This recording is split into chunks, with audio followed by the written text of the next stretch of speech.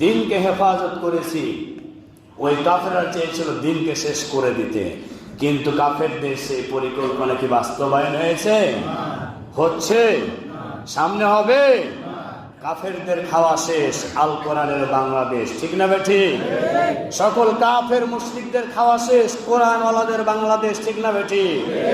সম্মানিত উপস্থিতি, ওই কাফের মুশরিকদের আর খাওয়া নাই। তাদের পরাজয় হবেই হবে ইনশাআল্লাহ। আল্লাহ রাব্বুল আলামিন বলছেন, ইদহুমা ফিল গারিদ ইয়াকুলু লিসাহিবিহি লা তাহজান ইন্নাল্লাহা মা'ানা। আল্লাহু আকবার।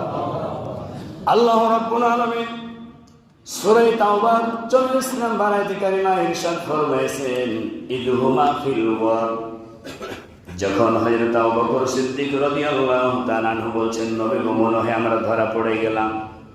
আল্লাহ রাব্বুল আলামিন জিবরিল আমিন ফেরেশতাকে কানেকশন করে পাঠিয়ে দিলেন, যাও জিবরাইল, আমার নবীর কাছে চলে যাও, ঘোষণা করে দাও, ইদহুমা ফিল গার। এই গর্তের মধ্যে, এই গার শহরের মধ্যে আবু বকর, আমি এবং তুমি শুধু না, আমি এবং তুমি এ দুজন শুধু নাই, ইয়াকুলু লিসাহিবিহি লা তাহজান ইন্নাল্লাহা মা'ানা। রব্বুল আলামিন জানিয়ে দিলেন, আবু বকর, আমি এবং তুমি শুধু এই গর্তের মধ্যে নাই, আমাদের সাথে আল্লাহ রাব্বুল আলামিন রয়েছেন।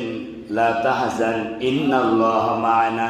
আল্লাহ বলছেন, আমার হাবিব, আপনি হতাশ হবেন না, আপনি চিন্তাও করবেন না, আপনার চিন্তার কোনো কারণ নাই। কারণ এই গর্তের মধ্যে আপনাদের দুইজনকে রেখে দিয়া আমি রব্বুল আলামিন খেলা খেলবো, এটা আমার উদ্দেশ্য নয়।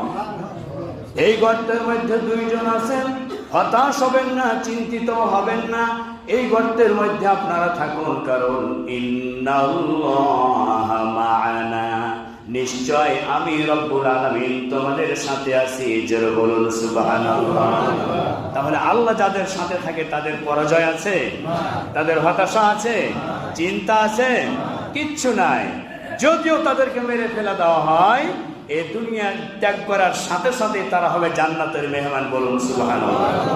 সম্মানিত উপস্থিতি, আমার প্রিয় ভাইরা, বিশ্বনবী মুহাম্মদুর রাসূলুল্লাহ সাল্লাল্লাহু আলাইহি ওয়াসাল্লাম, বিশ্বনবীর কাছে একদিন হযরত আয়েশা সিদ্দিকা রাদিয়াল্লাহু তাআলা আনহা